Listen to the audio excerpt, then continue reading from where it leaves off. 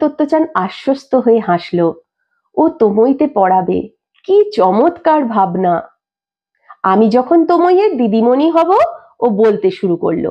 ওর চিন্তাটা ছিল এই রকম, কম পড়া, বেশি বেশি স্পোর্টস, বেশি বেশি চড়ুই ভাতি, বেশি করে ক্যাম্প আর হাঁটতে যাওয়া।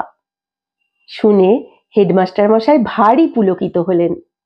তত্ত্বচান একদিন বড় হয়ে যাবে, এটা ভাবা খুব সহজ ছিল না। তবে উনি বেশ বুঝতে পারছিলেন যে ও তোমইতে পড়াতে পারবে। ওর মনে হচ্ছিল তোমইয়ের প্রত্যেক ছাত্রছাত্রী ভালো শিক্ষক হতে পারবে, কারণ ওরা বোধহয় ওদের শৈশব কখনো ভুলে যাবে না। তোমইতে সেদিন হেডমাস্টার মশাই এবং তার এক ছাত্রী 10 বছর কিংবা তার চেয়েও পরের কোনো একটি দিন সম্পর্কে গভীর এক শপথ নিচ্ছিল। অথচ সবাই তখন বলছিল যে কদিনের মধ্যেই নাকি আমেরিকার বোমারু বিমান জাপানের আকাশে দেখা যাবে। একটি অনবদ্য অধ্যায় পড়লাম আমরা। তত্ত্বচান, ছোট্ট তত্ত্বচান, সে হেডমাস্টার মশাইয়ের জন্য কিছু করতে চায়। অনেক ভেবে সে ঠিক করেছে সে বড় হয়ে এই তোমই স্কুলেই পড়াবে। আগের অধ্যায়গুলোতে আমরা দেখেছি যে তত্ত্বচান পাজলড, ভবিষ্যতেও কি হবে, বড় হয়ে কি হবে সেই নিয়ে ও গভীরভাবে ভাবনা চিন্তা শুরু করেছে, এবং নানান রকম ভাবনা ওর মনে উদয় হচ্ছে, এবং কোনো না একটা কোনো কারণে সেটাকে সে ডিসকার্ড করছে এবং ভাবতে চেষ্টা করছে যে সত্যি সত্যি বড় হয়ে ও কি হবে।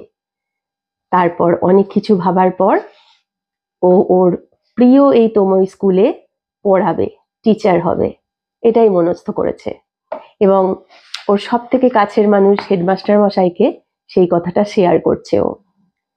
হেডমাস্টার মশাইয়ের কাছে এইটা যে কোনো একটা পুরস্কারের চেয়ে কম কিছু নয়।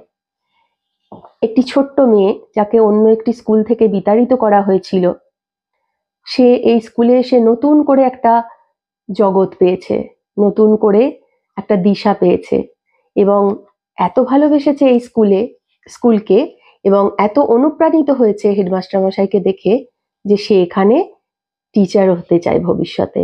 এর থেকে বড় পুরস্কার উনি আর কি পাবেন ওনার জীবনে।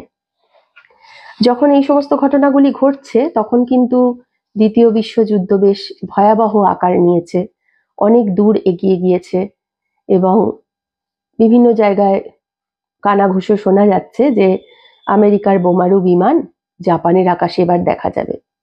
এইরকম একটা যুদ্ধ বিধ্বস্ত পরিস্থিতিতে একটি ছোট্ট মেয়ের প্রতিশ্রুতি, সেই কথাই শুনলাম আমরা এই অধ্যায়টি।